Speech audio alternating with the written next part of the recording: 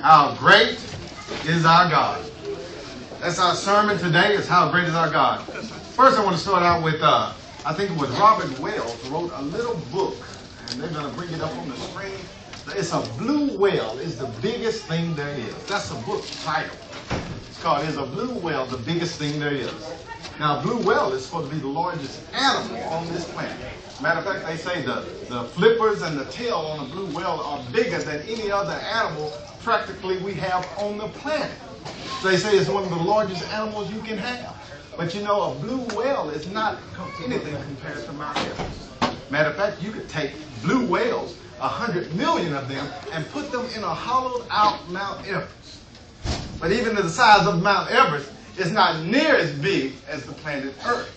You could take 100 million Mount Everest with 100 million blue whales in them and put them in the earth, and it still won't even feel it. It'll still be like a whisper. Now you could take 100 million Earths and put them into the sun. Earth is not even as big as the sun. 100 million Earth can fit inside of the sun, and it still will not feel it. But even with the sun as great as it is not anywhere compared to the size of the star Antares, a red star called Antares. You could take 100 million suns and put them into the red star Antares. That's how big it is. Even as vast as red Antares is, it's nothing compared to the Milky Way galaxy. Did you know you can take 100 billion of the sun, put them into the Milky Way galaxy? Still won't feel it. Now, the Milky Way galaxy is still not big as the universe. The universe contains over 1 billion galaxies that are composed of like the Milky Way. Now, here's the thing. The galaxies are so far apart that you cannot even come to a human calculation to determine how far you can take to get to each other. That's how big this universe is. Now, even with that great big universe, it does nothing compared to the greatness of our God. Amen. Nothing. All of that God still holds in the palm of his hand. Now that could just give you an idea of how great our God is.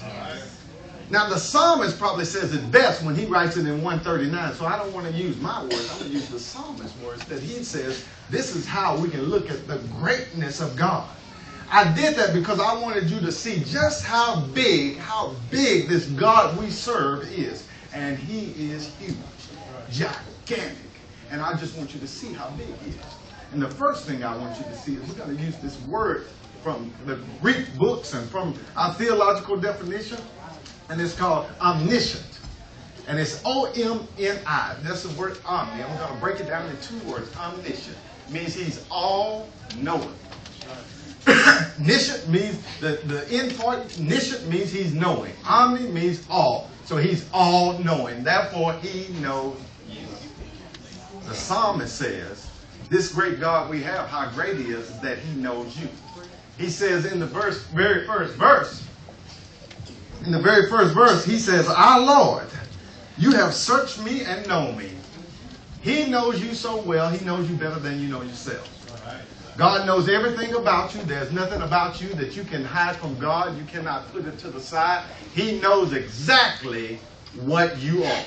God knows every piece of you, everything there is to know about you. He knows exactly who you are and what you're composed of. As a matter of fact, the psalmist says he knows you in the sense that he's able to pierce through and be able to see to the innermost parts of the individual. In other words, he said, I know this person. God knows you. He knows you more than intellectually, more than analytically. He knows you relationally, in a form of intimacy. That's how he knows you. You say, well, how could that possibly be that God knows me in an intimate way? You know, let me tell you from my observation of years, and number one, that I've had 3 children, what I've noticed astutely about my wife when she became pregnant, and I noticed it in other women as well, when they become pregnant, one of the things they do is they walk around, they have their baby on the inside, but they'll rub their stomach. You ever notice that? I've seen them. They'll rub it with 2 hands sometimes. They'll rub it all around, and then my wife will be able to tell me sometimes, you know, the baby kicking. I'm going, she knows that because on the inside she can feel it. She'll even tell me sometimes the baby hungry. She'll even know when the baby's hungry. She'll even know when the baby's asleep. She would even know all of that. And you know, I saw on 60 Minutes where they having this new thing called like a sonogram parties. Have you seen that? Where they said, well, you can go to your house and they'll bring the sonogram instruments to you, and then they will then tell you what's the baby going to be, whether it's a boy or a girl. Now, without it, you're not able to know. You're not able to determine whether it's boy or girl. All you know is you got baby. You got child on the inside. But you know what? Somehow, some way, my wife became intimate with that child before the child was even born. And she became intimate as far as knowing all about this child even before it even came out. Matter of fact, she began to tell me that the baby would sleep, when he would be able to get hungry, when he was upset, when he was twitching around. She would be able to tell me all of that without even knowing the sex of the child. She wouldn't even know if it was a boy or a girl, but she would know it's a child on the inside. That's what she knew. But when we went to the sonogram, then the guy put that on the sonogram machine, he put that little gel on there and started moving it around, and boom, he was saying, hey, you're going to have either a boy or you're going to have a girl.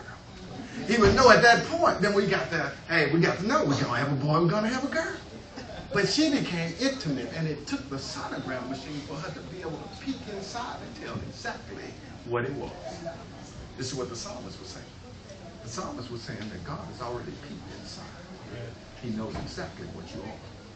He knows how you're composed. He sees you from the inside out. There's nothing that you can do that God does not see. No place you can go. No good, no evil, no up, no down, no right, no wrong that God does not see and he does not know about you and about you. He knows what we are. The psalmist goes on and he says, look, not only that, he says in verse number 2, he knows when we sit down, when we rise up, he understands our thoughts from afar. He says he knows what you think. Yeah. Psalmist says he knows what you are, and he also knows what you think. That's something. God is able to read our mind just the same way as we read a newspaper, we search the internet, the way we look at books. God is able to read our minds in the same way. It's amazing that God is able to do that. He's able to search our mind and to know whatever we're going to think before we even think it. Yes. God is able to know all of that and do it to everyone at the same time. He's not missing a thought. He's not missing an idea. You might think, well, there's something I have in my mind that I don't want to tell anybody. That's true. You may not tell anybody else, but you know what? You can't tell God a secret. There's no secret you can tell God. You might hold yourself a secret, but there's no secret to God. See, the moment you whispered, he said, I already knew that. You're wasting your time trying to tell a secret to God because there's no secrets for him to find out or to even know. So everything that God knows about you is because he knows what you are. He knows exactly what you think at all times of the day, at all times of the night. God knows you because he's omniscient, meaning I know it all. He's like a young teenager who says, I know it all, Daddy. There's nothing you can tell me. That's how they get. You know, if you had a teenager, they get that way. Let them get about 16, 15, 16, where they can put a foot on a pedal. Then all of a sudden, they think they know everything in the world. They even know how to drive. They get hit 2 or 3 times, and they still know how to drive. They can't. They're in a wreck. They don't know how to drive. But they think they know it all. That's how it is with God. He knows it all. Yeah. There is nothing God does not know about you. He knows what you are. He knows what you think. And look at else what the psalmist says. In verse 3, he says, he scrutinized my path and my laying down, and you are intimately acquainted with all my ways. He knows what you do. Yes.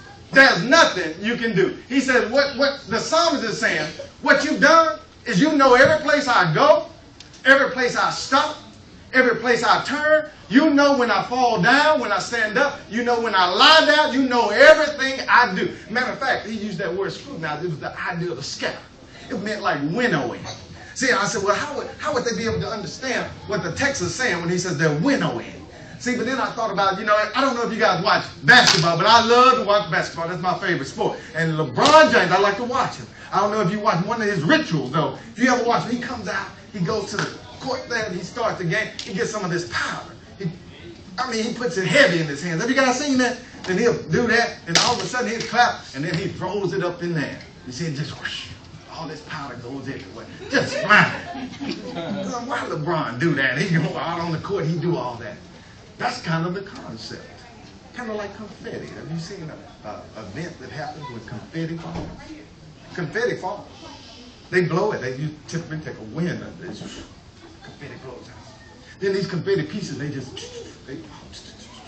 they finally come land finally rest. Find a spot.